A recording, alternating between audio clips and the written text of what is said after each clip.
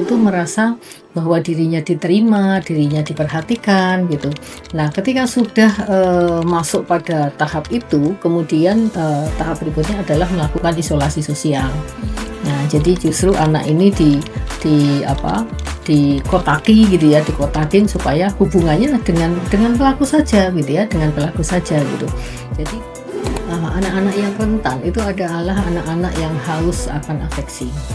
Ya, jadi dia punya kebutuhan untuk diperhatikan, kebutuhan untuk mendapatkan sentuhan, mendapatkan pelukan gitu ya, yang itu tidak diperoleh di rumah gitu ya. Jadi kehangatan secara emosional ya, kebutuhan emosional itu tidak diperoleh di rumah gitu. Nah, karena tidak diperoleh di rumah, maka dia kalau dapat sesuatu itu di luar, wah itu buat dia sesuatu banget gitu. Untuk dianggap anak gitu. Tapi kan kita sering merasa aneh, misalnya anak 17 tahun periksa ke dokter anak. Harusnya kan dia ke dokter anak karena masih kategorinya anak. Tapi kan mesti nggak mau anaknya, aku bukan anak-anak lagi, tapi sudah gede kan gitu. Maunya ke dokter yang dewasa kan gitu ya. Nah, ini artinya pemahaman masyarakat terkait dengan definisi anak dan definisi anak di mata hukum, itu kan ada perbedaan di sana.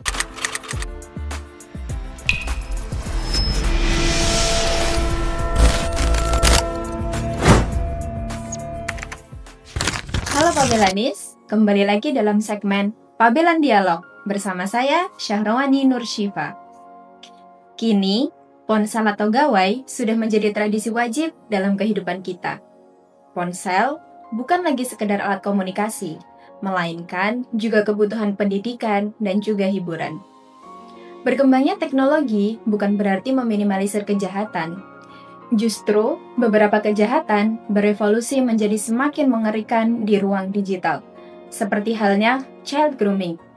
Predator bisa hadir di ruang digital sebagai sosok yang tampak peduli dengan wajah ramah di sosial media maupun game online. Di tahap inilah, keluarga memiliki peran yang sangat penting sebagai benteng pertama.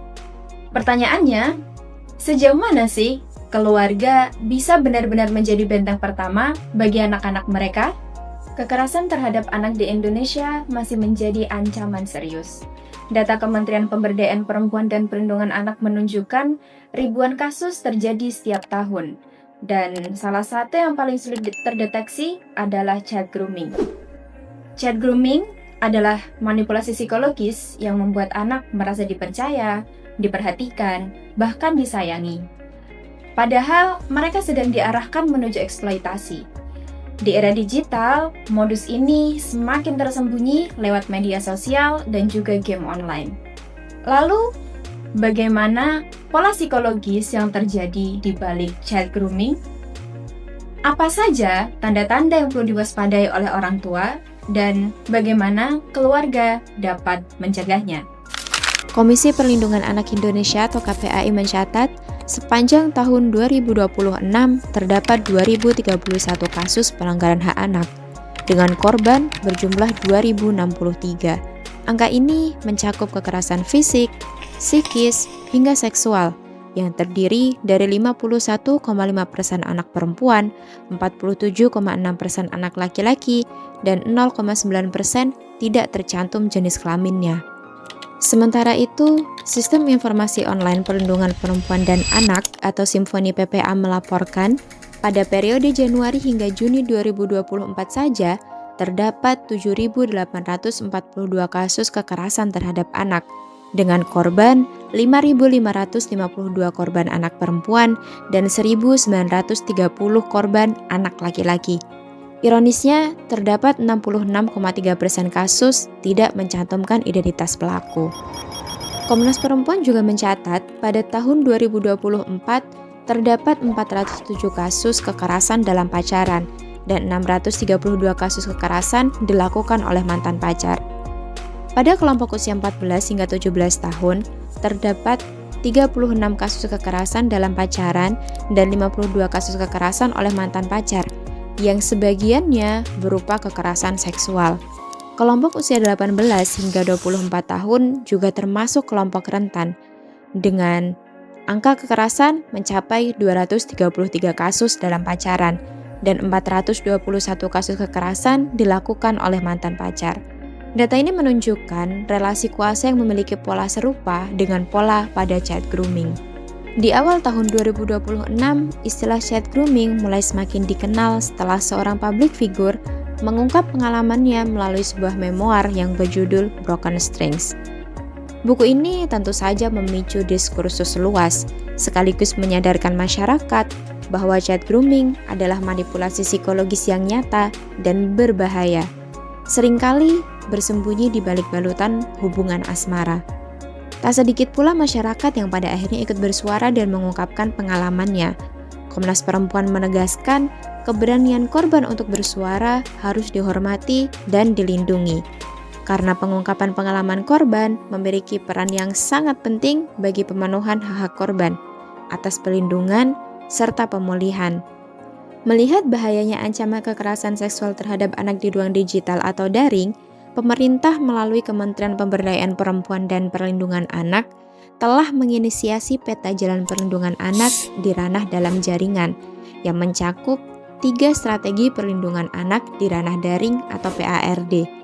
Di antaranya, strategi pencegahan terjadinya penyalahgunaan teknologi informasi dan komunikasi terhadap anak di ranah daring. Pada kesempatan kali ini, saya merasa sangat terhormat dapat berbincang bersama Ibu Profesor Dr. Sri Lestari selaku Guru Besar di Fakultas Psikologi Universitas Muhammadiyah Surakarta. Beliau telah banyak meneliti dan mendalami isu relasi orang tua dengan anak, pengasuhan, ketahanan keluarga, serta perlindungan anak. Sebelumnya, saya ucapkan terima kasih banyak kepada Ibu yang telah menyempatkan hadir dalam pambilan dialog pada siang hari ini.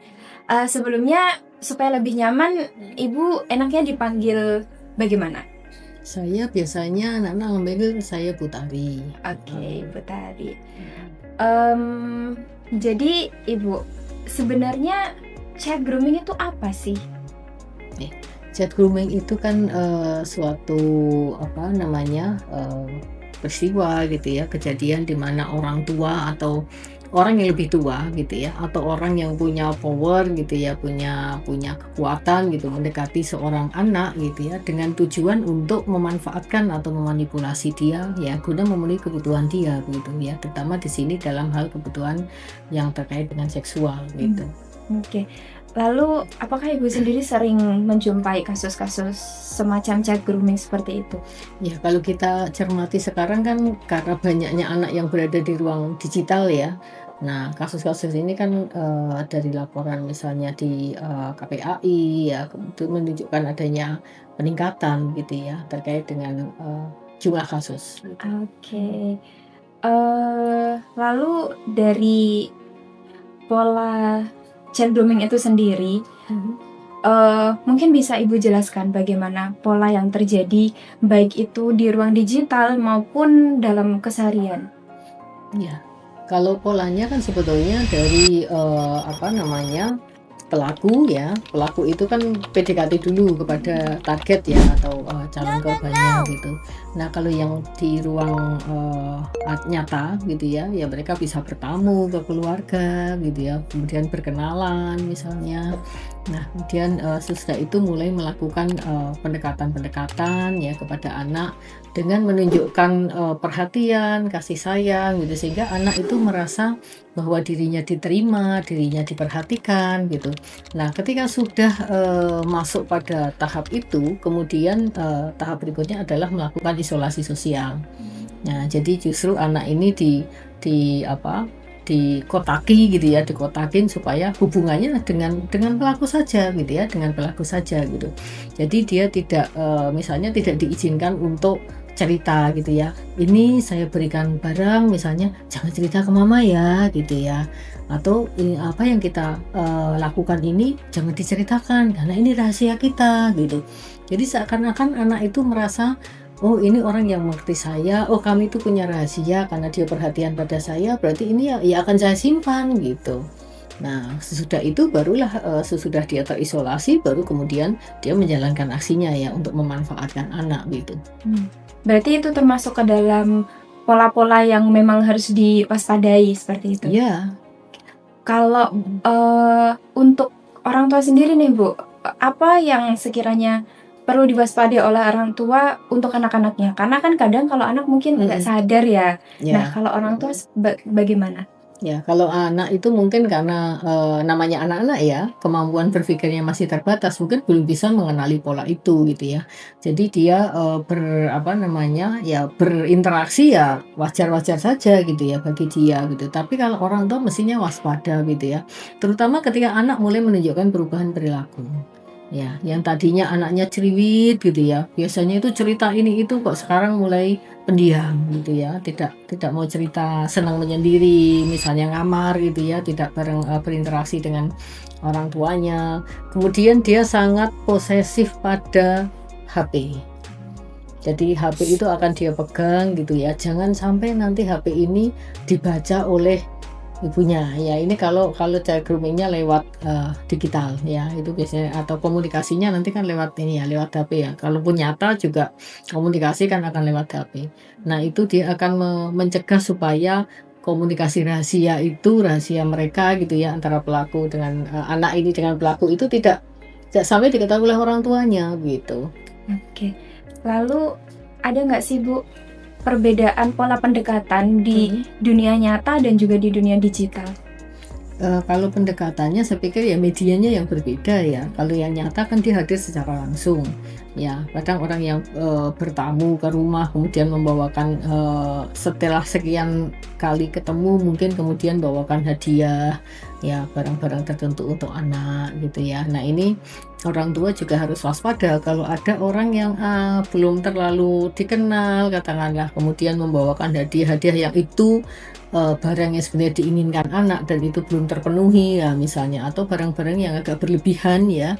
Nah, itu orang tua harus waspada gitu, ada mau apa di situ gitu. Ya, kalau nanti secara digital ya tentu orang tua harus memproteksi gitu ya. Artinya memproteksi di sini perlu ada kontrol, perlu ada pengawasan gitu ya terhadap media digital yang digunakan oleh anak gitu. Jadi anak jangan dibiarkan berlama-lama pakai HP sendirian gitu ya. Kemudian juga orang tua punya kesepakatan bahwa orang tua boleh buka HP anaknya kapanpun. Nah, itu mestinya dibuat kesepakatan ketika di awal ya, sebelum membelikan HP atau awal menyerahkan HP itu harusnya ada kesepakatan bahwa orang tua tuh boleh melakukan sidak apapun gitu ya. Jadi kalaupun anak ngasih pakai password ya orang tua mesti diberitahu passwordnya gitu. Nah, ini bagian dari kontrol ya. Jadi tahu anak itu ngapain saja, komunikasinya itu apa sih yang dibicarakan dengan teman-temannya, dia berinteraksi dengan orang asing atau tidak. Nah, itu bisa dicek sebetulnya. Berarti dari kontrol orang tua ini benar-benar sangat penting untuk mencegah pola-pola child grooming ini tuh bisa terjadi seperti itu. Iya, awalnya sebetulnya dari ini ya, dari pemberian HP itu sendiri gitu ya. Masyarakat kita kan cenderung ngasih HP itu kan sangat dini. Ya. Anak SD bahkan anak TK gitu ya sudah dikasih HP. Padahal kalau kita lihat di luar negeri gitu ya, aturan gitu ya, aturan itu diberikan secara ketat gitu. Anak baru boleh punya HP sendiri itu paling tidak SMP.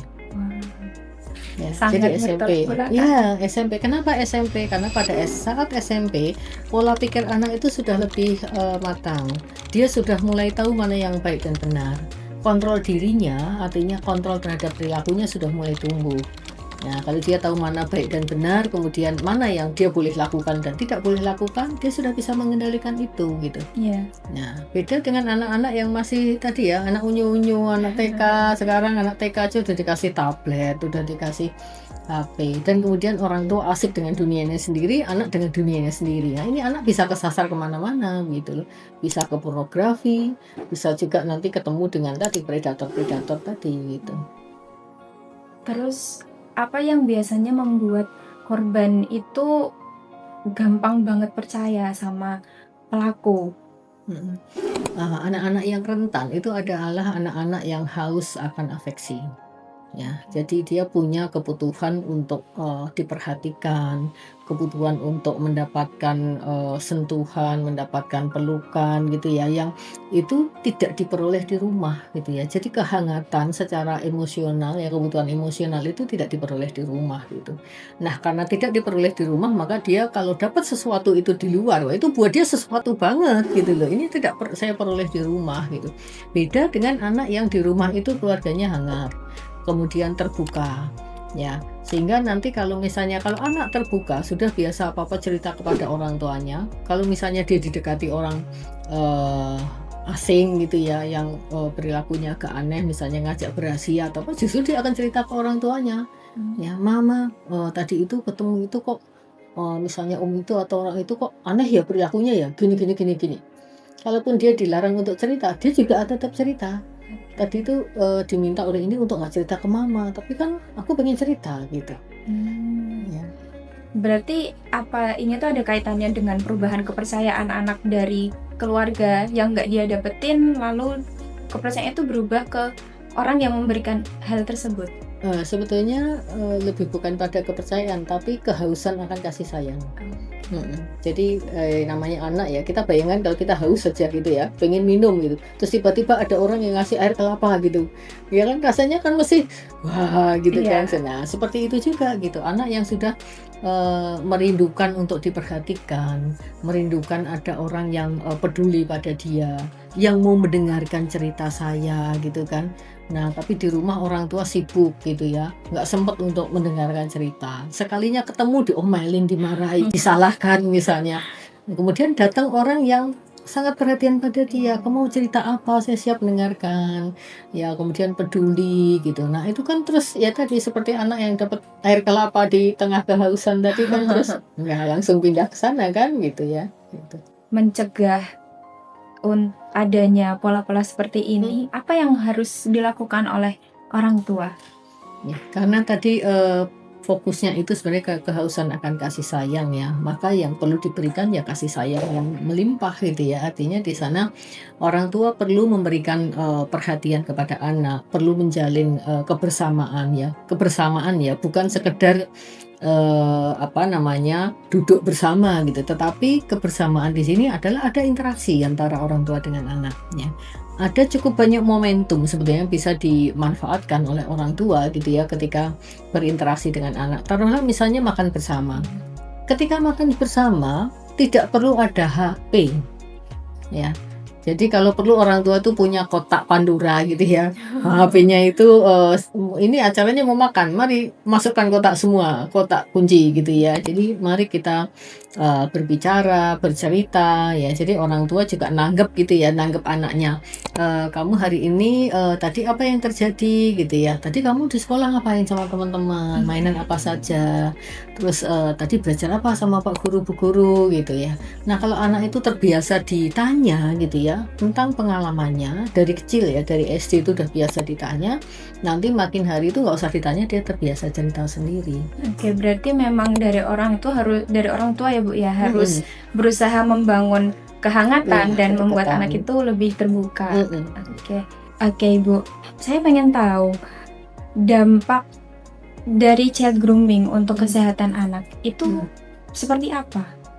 Oke, kalau dampaknya terutama dampak psikologis ya. Jadi dampak psikologisnya itu kan dia akan mengalami kecemasan, kemudian ketakutan, dan tentu ini juga bisa kalau dalam jangka lebih panjang mungkin bisa mengganggu kesehatan mental dia gitu ya. Kemudian juga bahaya secara fisik ya. Kalau seorang anak mengalami eksploitasi seksual itu kan tentu akan membahayakan juga bagi kesehatan fisik dia gitu ya. Itu.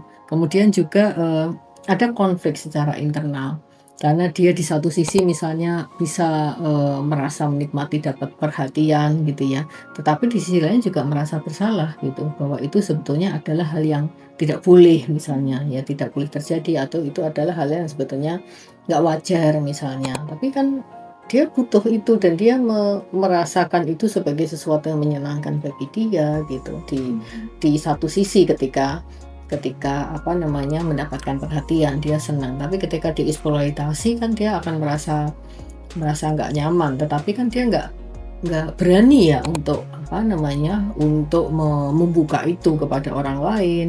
Akhirnya kan dia nyimpen sendiri. Nah, ini kan jadi konflik. Apakah pola child grooming ini selalu mengarah pada eksploitasi seksual?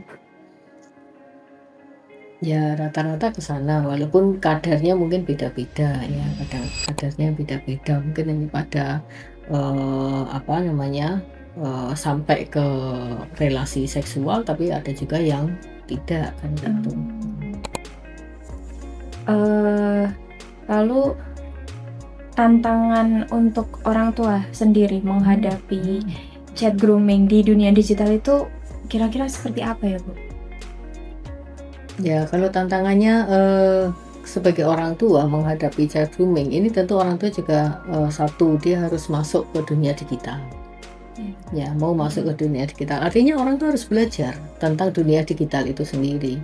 Jadi harus menyadari bahwa sesungguhnya di dunia digital itu tidak hanya berisi hal-hal positif, tetapi juga ada hal-hal negatif yang bisa nyasar ke anaknya atau anaknya kesasar ke sana kan gitu. Sehingga orang tua harus punya pengetahuan mana sih situs yang aman untuk dibuka oleh anak saya, mana situs yang tidak aman. Kemudian juga bisa pasang itu ya, kontrol ya di internet untuk penggunaan akses internet untuk anak, itu juga harus dibatasi. Dan yang lebih penting lagi sebetulnya meminimalkan anak untuk masuk ke dunia digital itu lebih baik gitu ya. Mengganti dengan kegiatan-kegiatan atau relasi yang secara langsung gitu ya. Daripada anak dikasih HP, mbok diajak main sepeda saja, main bola, main bekelan misalnya gitu ya, atau main kartu atau apapun lah gitu, atau main petak umpet gitu. Hal-hal seperti itu sebenarnya lebih baik daripada anak duduk pasif memegang HP, karena memegang HP bagi anak itu lebih banyak mudorotnya daripada manfaatnya. Ya, dari sisi tumbuh kembang, ketika anak hanya duduk, itu perkembangan tulang, perkembangan otot itu nggak akan berlangsung dengan baik. Ya, tulang-tulang anak itu nggak bisa berkembang dengan baik kalau dia nggak banyak bergerak kan gitu. Nah, terus lagi menatap layar. Nah, itu kan mata yang kena ya. Jadi, mata mesti akan cepat pedih, kemudian juga minus ya. Sekarang kan banyak anak-anak kecil yang sudah minusnya, sudah kacamatanya mulai tebal-tebal gitu. Bukan karena rajin belajar, tetapi karena banyak membuka HP, game dan seterusnya gitu.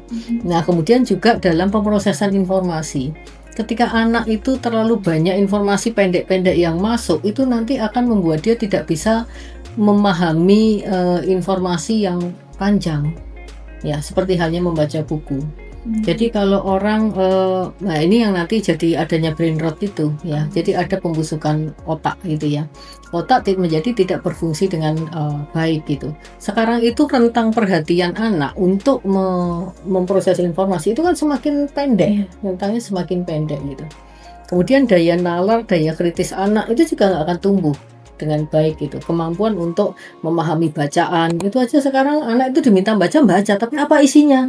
Nggak bisa dia menceritakan isinya karena nggak memahami gitu.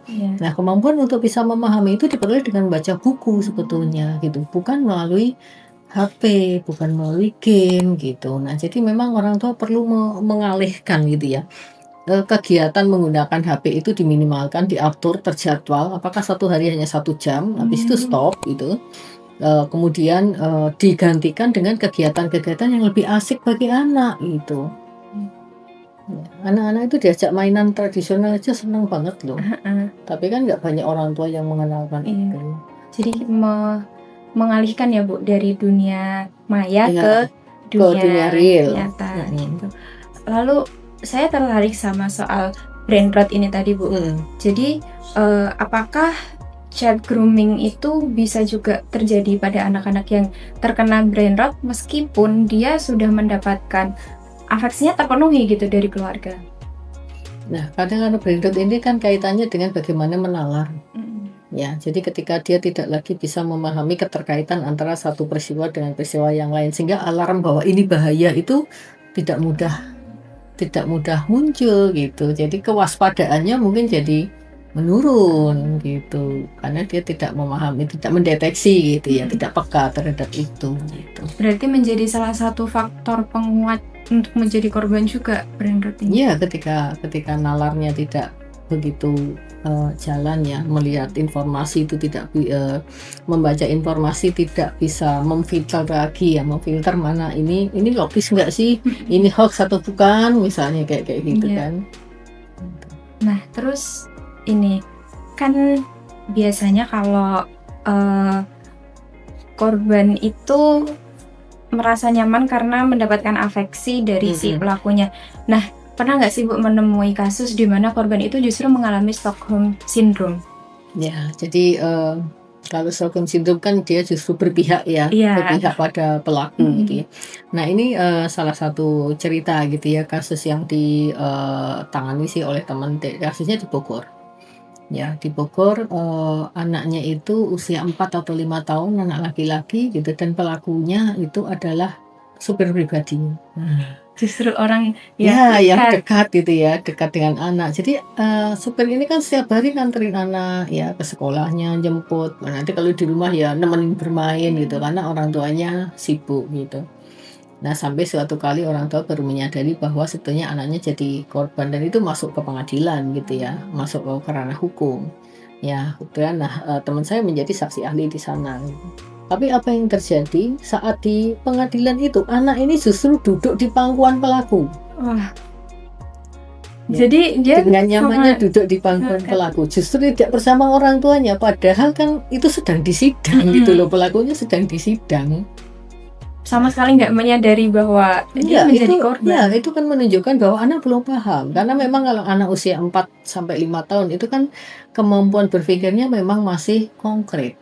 Jadi dia untuk melihat sesuatu di balik peristiwa memang belum sampai ke sana, belum bisa mengetahui itu gitu. Jadi taunya yang nyata bahwa ini menemani saya bermain, ini orangnya baik, ini nganter saya, berarti bapak ini baik. Sumpah tau gak sih, baru aja semester 2 udah stres banget. Masa buka laptop dikit udah dihantui tugas. Ih, stres. Aku juga lagi udah mana di rumah berisik banget, biasalah ortu. Tapi aku lagi deket sama cowok tahu. Masa sih? Dari mana? Kenal di mana? Game online. Jadi aku kan lagi main game. Terus dibeliin skin mahal deh. Kayaknya dia bukan seumuran kita deh. Kayaknya dia udah kerja. Tapi kayak serem gitu gak sih? Alah, banyak kok yang kenal dari game online. Lagian dia baik banget tahu. Hati-hati ya. Kalau kata aku sih hati-hati. Eits, jadi gimana? Bahaya kan kalau chat grooming nggak disadari dari awal? Tapi tenang aja, Mindset Psikologi hadir untuk memberi pencegahan dan juga penanganan untuk hal ini. Mindset Psikologi menyediakan layanan konseling individu secara online maupun offline untuk anak-anak, remaja, maupun orang tua. Dengan konseling, tanda-tanda awal chat grooming atau gangguan psikologis lainnya dapat diketahui secara lebih cepat. Selain itu, Mindset Psikologi juga memiliki alat psikotes yang lengkap, seperti tes kognitif hingga mental health check-up. Gunanya untuk membantu mendeteksi perubahan perilaku atau kondisi mental seseorang secara lebih akurat. Selain itu, semua layanan yang ada di Mindset Psikologi berbasis aplikasi dan juga sistem, sehingga bantuan dapat diakses secara lebih praktis dan mudah oleh klien. Ini penting, karena kasus grooming biasanya terjadi di ruang digital. Nah, untuk informasi lebih lengkapnya, teman-teman bisa mengakses website resmi Mindset Psikologi di mindsetpsychology.co.id. Atau teman-teman bisa mendatangi kliniknya yang paling dekat dengan kamu ya, bisa di Jogja ataupun di Solo. Iya kan gitu ya. Nah, ngomongin soal afeksi tadi ya Bu, biasanya kan korban itu kebanyakan dari anak-anak yang memang kekurangan afeksi, apalagi dari orang tuanya. Nah, ketika mungkin dia punya saudara, kakak perempuan atau laki-laki, atau mungkin dia sudah mendapatkan hal tersebut dari kakeknya atau dari neneknya, apakah dia juga masih termasuk dalam kelompok yang rentan untuk terkena grooming tersebut? Ya, sebetulnya afeksi dari keluarga terdekat itu bisa menjadi substitusi gitu ya, menjadi pengganti untuk kasih sayang yang tidak dia dapatkan dari orang tua. Cuman masalahnya kan gini, anak itu apakah merasa cukup atau tidak dengan kasih sayang itu gitu. Katakanlah kakek neneknya sudah memberikan perhatian. Kalau anaknya kemudian merasa oh ya sudah, ini sudah digantikan oleh kakek nenek dan dia merasa cukup dengan itu, nggak masalah. Tapi ada kasus yang dia tetap nggak bisa nerima. Kenapa kok ayah tidak peduli pada saya? Kenapa kok ayah masih cuek pada saya gitu? Saya itu hanya ingin bicara dengan ayah. Saya itu ingin misalnya pergi berdua atau berbincang dengan ayah gitu. Walaupun udah kakaknya memperhatikan, ibunya memperhatikan, dia tetap merasa itu belum memenuhi kebutuhan dia gitu. Berarti memang terkadang ada beberapa peran yang tidak bisa digantikan. Iya. Oke. Lalu selain anak-anak, biasanya kelompok-kelompok seperti apa sih Bu yang rentan terkena grooming? Jadi kalau selain anak-anak ya, jadi ya kita kan perlu kembali pada definisi anak ini dulu gitu ya. Ya, definisi anak gitu. Nah, kita kadang-kadang membayangkan kalau anak itu kan yang masih unyu-unyu gitu ya, anak TK, SD. Padahal kalau secara hukum kan di bawah 18 tahun itu anak-anak. Iya. Ya, jadi anak-anak SMA itu masih anak-anak gitu kan. Nah, jadi SMA pun kalau misalnya kita nganggapnya sudah gede, tapi kalau dia menjadi korban ya masuknya tetap cari grooming karena masih secara hukum dia belum termasuk orang dewasa yang sudah bisa mempertanggungjawabkan perbuatannya sendiri, bisa mengambil keputusan dengan matang gitu. Berarti memang selain pola child grooming ini juga pengetahuan tentang yang dimaknai kata anak-anak itu juga harus disosialisasikan ya Bu? Iya, kalau secara hukum kan 18 tahun batasan untuk dianggap anak gitu. Tapi kan kita sering merasa aneh, misalnya anak 17 tahun periksa ke dokter anak. Iya.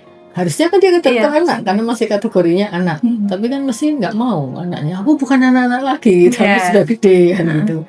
Maunya ke dokter yang dewasa kan gitu ya. Nah ini artinya pemahaman masyarakat terkait dengan definisi anak dan definisi anak di mata hukum, nah, itu kan ada perbedaan di sana. Iya, itu yang juga mungkin saya juga baru tahu gitu kalau ternyata memang definisi anak-anak itu rentang umurnya memang sampai 17 sampai tahun. 18 tahun. 18. Begitu. Seperti kalau kita mau penelitian saja misalnya itu kalau yang kita teliti masih di bawah 18 tahun harus ada izin dari wali.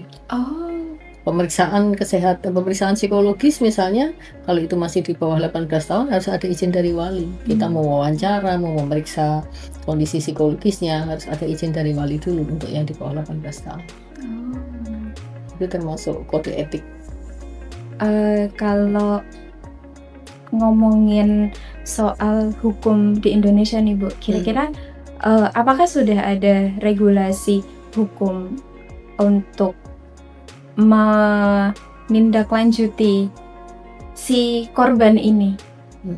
Si pelaku ya. Si pelaku. Ya, sebetulnya kan kita gunakannya kan turunan dari UU ITE, ya kan.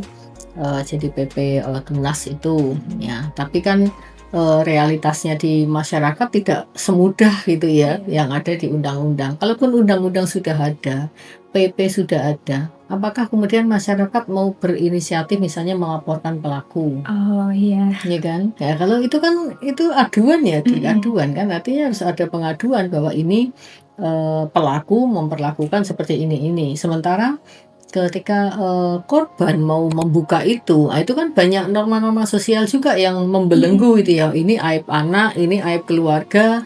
Kok anak bisa sampai mendapatkan perlakuan ini berarti orang tuanya mungkin tidak menjaga anak dengan baik. Nah, itu kan nanti kaitannya dengan nama baik orang tua juga kan gitu ya. Iya. Nah, sehingga hal-hal seperti itu bisa menjadi penghambat sekalipun undang-undangnya sudah ada, tapi masyarakat belum tentu proaktif untuk melaporkan gitu ya kejadian-kejadian yang mereka alami dengan sadar. Kemudian juga belum tentu orang tua itu langsung bisa mendeteksi bahwa oh anak saya ini jadi korban misalnya gitu kan. Iya. Lalu saya mau mencoba bergeser ke perspektif pelaku ya Bu ya. Nah, biasanya kalau mungkin ditinjau dari psikologisnya, apa yang menyebabkan pelaku itu melakukan tindakan-tindakan grooming tersebut? Ya, ada ini ya, ada rasa dia sebagai orang yang bisa berkuasa ya, keinginan untuk bisa berkuasa, bisa menguasai pihak yang lemah gitu. Nah ini menjadi salah satu pendorong gitu ya. Jadi makanya dicari kan korbannya mesti yang lemah gitu. Iya. Kalau yang korbannya itu berani membantah, berani melawan, dia nggak akan melakukan itu gitu. Makanya dia kan nyari korban-korban yang lemah itu ya gitu. Nah makanya perlu berhati-hati ketika anak-anak itu menunjukkan kelemahan-kelemahan di media sosial. Anak sekarang kan sering update status. Iya, Ya, betul. status pas lagi galau ini hari ini gitu ya, dicuekin di rumah sendirian, nggak ada yang nemenin misalnya, atau jadi ketika kegalauan itu masuk ke media sosial, nah itu kan sama saja menjadi umpan gitu ya untuk yang akan dimaksa oleh para predator maupun tadi pelaku child grooming tadi. Lalu apakah child grooming ini tuh termasuk ke dalam apa ya Bu? Hal yang harus diteliti lebih dalam, termasuk karena kan sebenarnya kan kalau misalnya intervensinya hanya kepada orang tua kan anak itu kadang masih nggak mengerti. Nah, seperti apa intervensi yang baik untuk anaknya supaya dia bisa waspada gitu. Anaknya tentu juga diintervensi, Mbak, nggak cukup kepada orang tuanya.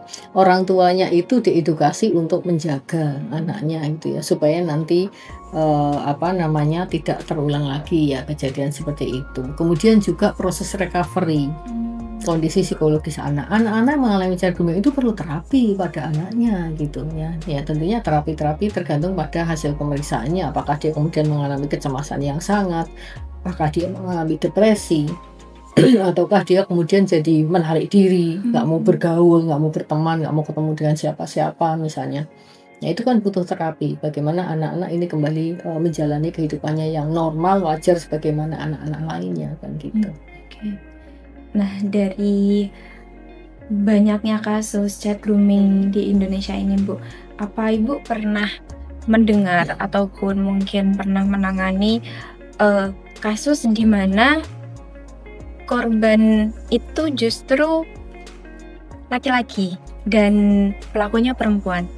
Karena biasanya banyaknya kan korbannya ini perempuan dan pelakunya laki-laki. Ya kalau kasus yang child grooming itu ya saya belum pernah dengar yang kaitannya dengan yang korbannya justru laki-laki ya, tetapi pelakunya perempuan. Tapi kalau yang NPD udah gitu ya. Jadi pelakunya justru perempuan, korbannya laki-laki itu ada gitu ya, yang seperti itu gitu.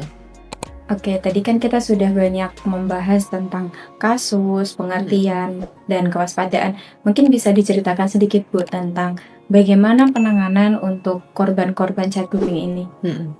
Nah kalau anak-anak itu kan mengalami trauma ya secara psikologis karena perlakuan yang diberikan oleh pelaku. Iya. Mereka tadi saya sampaikan mengalami ketakutan, kecemasan. Nah ini butuh terapi-terapi psikologis memang gitu ya. Nah nanti terapinya apa itu ya tergantung pada hasil asesmennya kepada anak ya. Jadi kalau anak nanti katakanlah diajak ke psikolog gitu ya, nanti akan dilakukan asesmen dulu. Jadi apa sih dampak psikologis yang dialami oleh anak. Nah kemudian bagaimana menangani anak supaya keluar dari dampak itu gitu. Nah ada banyak terapi yang bisa digunakan. Misalnya kalau anak-anak sih yang sering itu pakai play terapi, terapi bermain gitu ya. Jadi kalau terapi bermain ini kan bisa menggunakan boneka, bisa menggunakan pasir, bisa menggunakan ya media-media bermain gitu.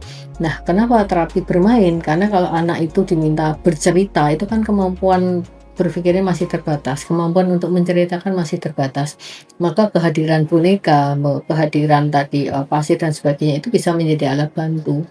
Jadi misalnya dia diapakan oleh pelaku itu dihadirkan, dikasih boneka di sana, terus coba kamu peragakan gitu, itu memperlakukan kamu seperti apa, maka dia melakukan itu ke boneka. Oh saya diinikan di bagian sini gitu. Jadi harus yang konkret gitu ya, karena anak-anak kan masih belum bisa berpikir yang yang abstrak gitu. Nah, jadi bisa nanti pakai selain terapi bermain bisa juga nanti menggunakan terapi untuk trauma-trauma ya pada anak gitu, seperti CBT untuk anak atau yang lainnya gitu. Oke.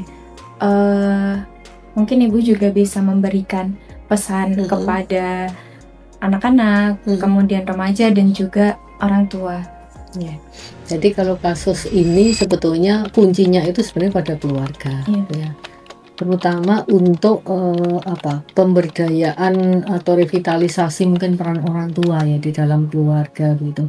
Jadi orang tua itu perlu pada orang tua perlu ditumbuhkan kesadaran. Jadi awareness gitu ya mengenai pentingnya peran sebagai orang tua. Ya bahwa peran orang tua itu tidak hanya sekedar membesarkan anak, artinya dari bayi jadi anaknya tumbuh besar gitu ya. Iya. Tetapi yang jauh lebih penting lagi adalah bagaimana membangun jiwa anak gitu. Nah, membangun jiwa ini itu butuh kebersamaan, butuh kasih sayang, butuh perhatian gitu, butuh pengorbanan dan juga kesediaan orang tua untuk selalu belajar ya. Jadi orang tua mesti pernah melakukan kesalahan, mungkin pernah stres juga karena ngasuh gitu ya. Nah, ini kan perlu untuk belajar bagaimana mengatasi stres pengasuhan itu sehingga dia tetap bisa menjalankan peran pengasuhan itu gitu karena stres yang dialami itu sudah terkelola dengan baik gitu. Nah, kemudian di dalam peran sebagai orang tua ini terutama kaitannya dengan penggunaan digital ya, penggunaan media digital itu perlu betul-betul dikontrol. Ya, jadi jangan sampai memberikan anak gitu ya ketika entah itu HP, tablet dan seterusnya tanpa pengawasan. Jadi penggunaannya kontrol. Buat kesepakatan dengan anak, boleh menggunakan 1 jam pakai timer. Iya. Ya, jadi kalau sudah 1 jam sudah ya kembalikan. Kalau anak didisiplin ngajak kecil itu bisa kok untuk diajari seperti Iya. itu. Cuman orang tuanya telaten atau tidak, Iya. kan gitu ya masalahnya gitu. Nah, kemudian juga membangun kebersamaan. Anak itu dibiasakan untuk terbuka di rumah. Supaya anak mau terbuka di rumah, keluarga itu harus menjadi ruang yang aman secara psikologis. Jadi anak itu boleh bereksplorasi, ya boleh melakukan kesalahan tanpa khawatir untuk dimarahi gitu ya. Dan orang tua memberikan ruang bagi anak gitu untuk mengekspresikan dirinya. Ya, jadi dia misalnya melakukan kesalahan, oke, kalau dia sudah ngaku ya sudah, tidak perlu dimarahi gitu ya. Tapi yang penting diajak, diberitahu ke depan harus bagaimana, kan seperti itu. Jadi kalau anak itu biasa dimarahi, sekalinya ketemu cuman dimarahi lagi, ketemu dimarahi, ya cerita kekeliruan dimarahi lagi, ya anak akan lari keluar sih gitu. Iya. Ya, jadi ruang aman itu sangat penting.